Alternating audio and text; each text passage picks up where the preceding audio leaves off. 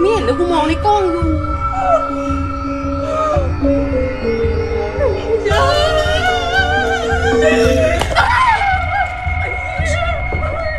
Handa ka na bang mangilabot sa mga viral ghost videos, Kamulti?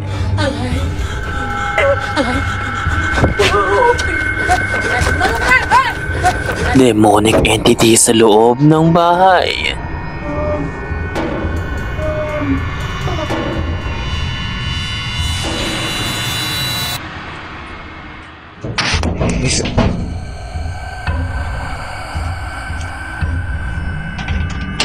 At lalaking nilaban ng buhaya habang namimingwit. Well, bago tayo mag-umpisa ay pakilike muna ang video ito. Napakalaking tulong na yan sa ating Kamulti. Kaya tara!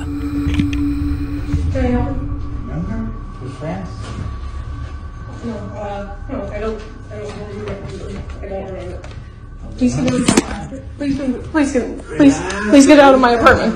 Please get out of my apartment.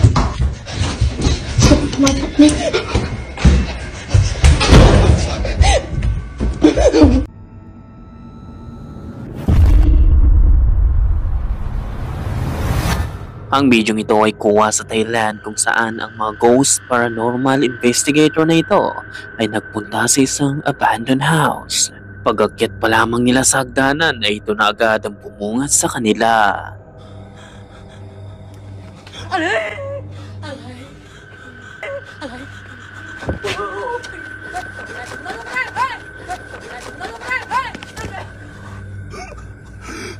Multo o maaaring santao ang agad na bumungad sa kanila.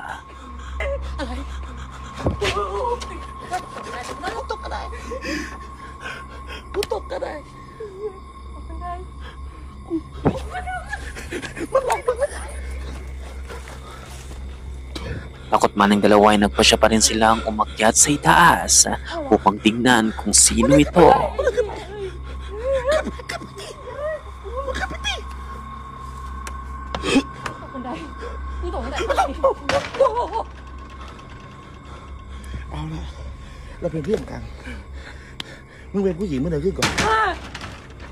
Bago pa man sila makaakyat ay biglang nagsara ang pintuan.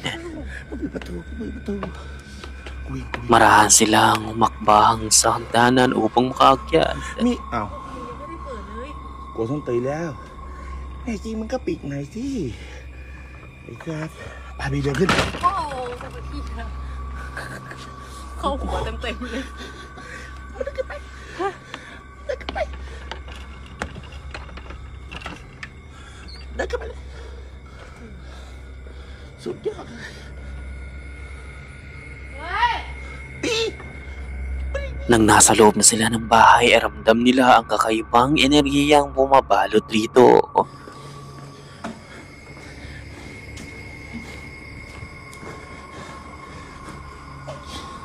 กูทำอะไร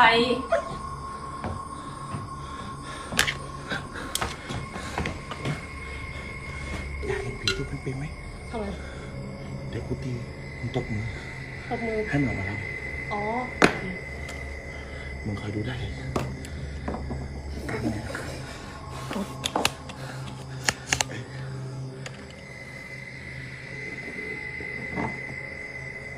มึงส่งให้กูดูนุ่มไว้นะเดี๋ยวมันจะมาแล้ว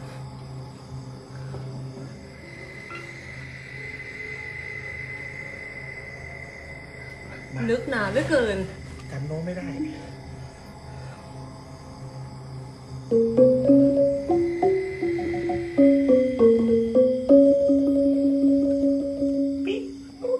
อะไรกูไม่เห็นเลยกูมองในกล้องอยู่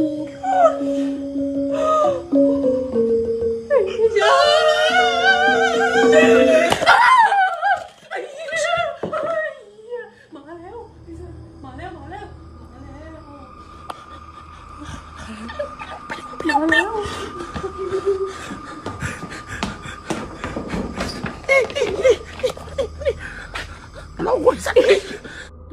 Nang gamitin nga nila ang gong dito na nga muling lumitaw ang parehong figura na nakuna nila bago pa man sila makapasok sa bahay.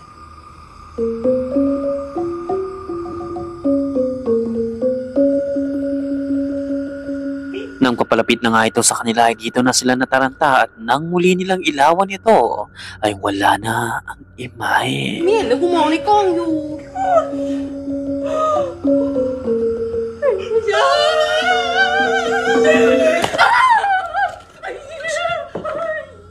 Tila ba naglaho ito na parang mula sa kadiliman?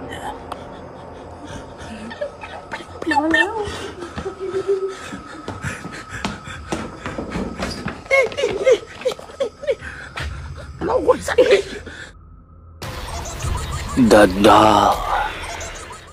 Ang bidyong ito ay mula sa Mexico kung saan ang lalaking ito ay bumili ng isang manika. Ayon pa sa kanya ay napakamura ng manika kaya naman gagawin niya itong collection. Pero lingid sa kalaman nito na meron palang dahilan kung bakit napakamura ng manika. Nagumpisa siyang makarinig ng mga ingay, mga footstep at kung minsan ay shadowy figure ang nakikita nito sa palibot ng bahay simula nang mapasa kanya ang manika. Isang gabi habang nagtatrabaho siya sa computer nito ay may mangyayari. Kaya naman kinuha nito ang phone upang i-record ang paligid.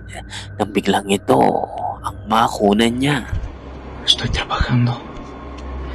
Dice...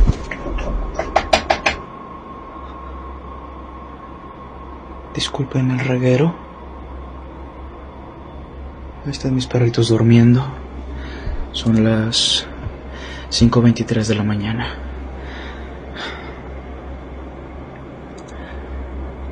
Estoy trabajando. Y de...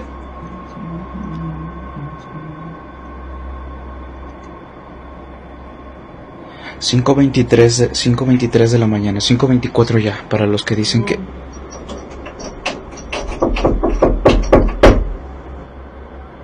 Para los que dicen que ocurre nada más a las 3 de la mañana, no. Son las 5 ya de la mañana. Con 24 minutos. Ahí están mis perritos. Están durmiendo. Y lo curioso es... Alexa, luz del cuarto blanco frío. Muy bien. Están escuchando.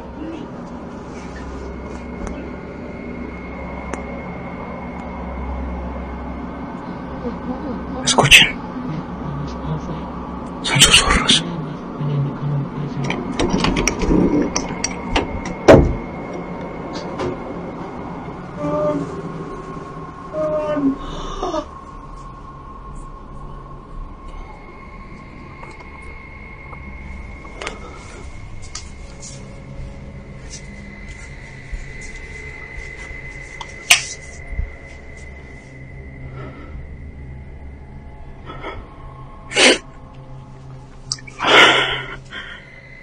Y no hay nadie, no.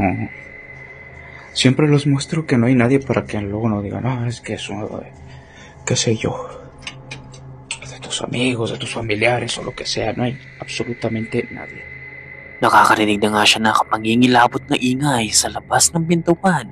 Pero nang buksan niya ito ay wala naman siyang nakita. Naglibot pa siya sa paligid ng bahay upang makasigurado.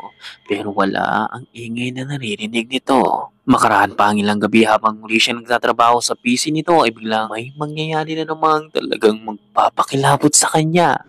Son las 3:43 de la mañana. Y justo... Otra vez. Luego empiezo a sentir adrenalina. Por eso respiro así.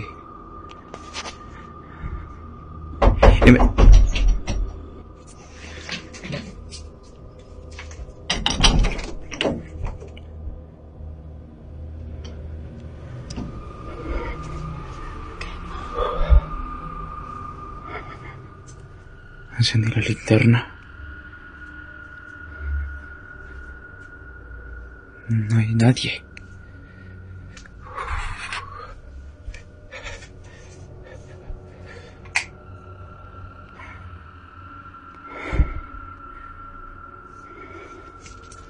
Todo está totalmente cerrado.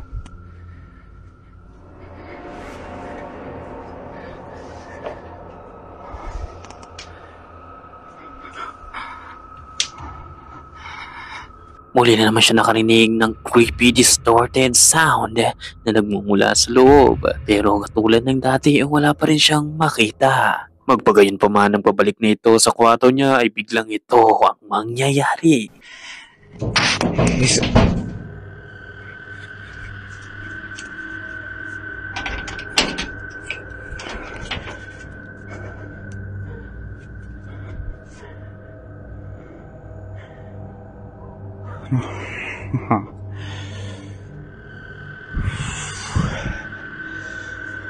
No entiendo qué.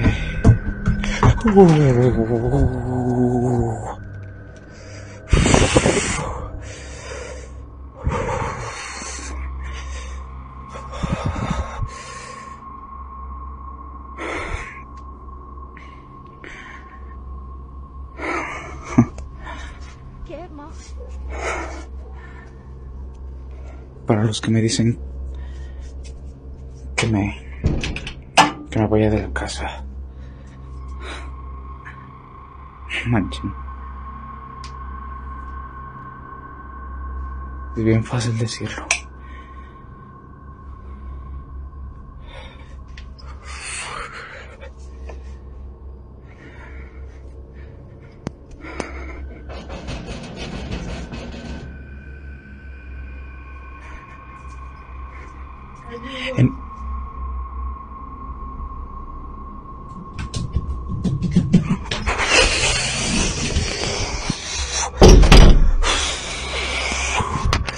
Biglang may kumatok sa garden door nito at nung pagbuksan niya ito ay biglang tila ba may papalapit sa kanya. Pumasok siya sa loob at maya pa ay muli meron na namang papalapit sa kanya. Pero sa pagkakataong ito ay clear footsteps ang mabilis na naririnig nito. Dito ay nagpasya na nga siyang tawagin ng kaibigan nito upang samahan siya makipag-communicate sa kung anumang spirit o entity ang naroroon at upang malaman na rin kung ano ang balak nito. Pero tila ba mas lumala ang mga paranormal activity. On the very next day ay may makukunan na nga siyang talagang magbibigay ng sobrang kilabot sa kanya.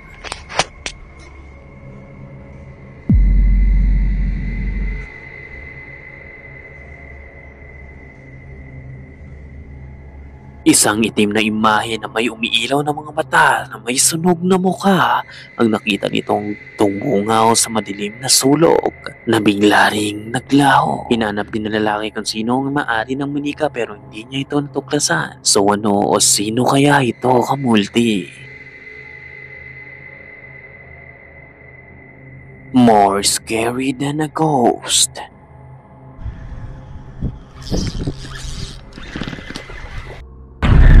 Just move in. Ang babaeng ito ay kakalipat pa lamang sa bagong apartment nito kaya naman nagpasya siyang i-record ang mga pag-unpack ng mga gamit nito at pagsasaayos sa loob ng apartment. Naging nasa maayos naman ang pamamalagi niya sa bagong apartment not until this happened habang siya ay nagsasayaw. Watch closely.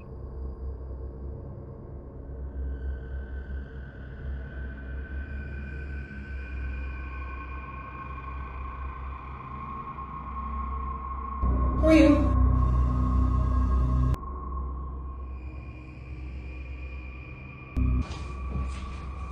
Can I help you? Remember? We're friends.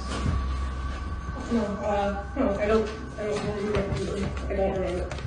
Please get out. Please get out of my apartment. Please get out of my apartment.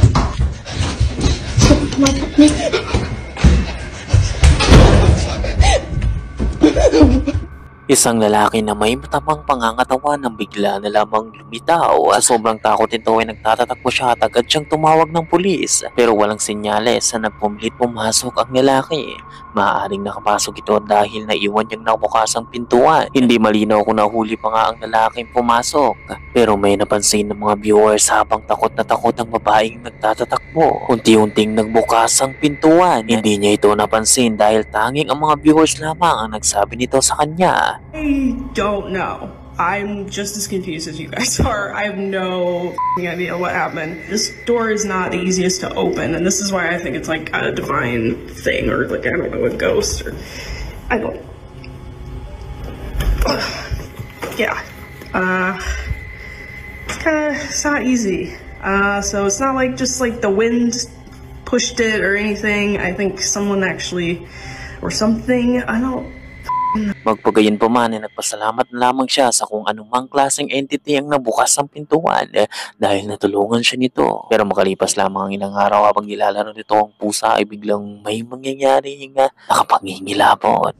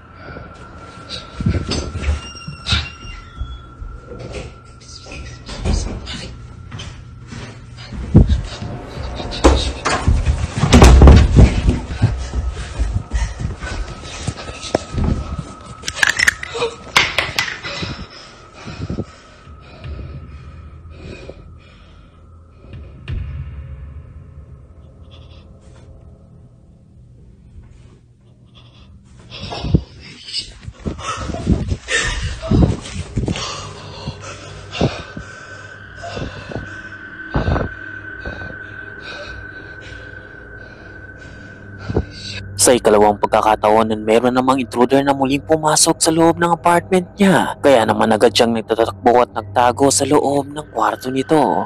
Pero bigla na lamang may napansin siyang kakaiba. Someone or something ang tila ba nasa itaas ang mattress nito. Kitang-kita ang mga bakat ng tila ba paang nasa taas.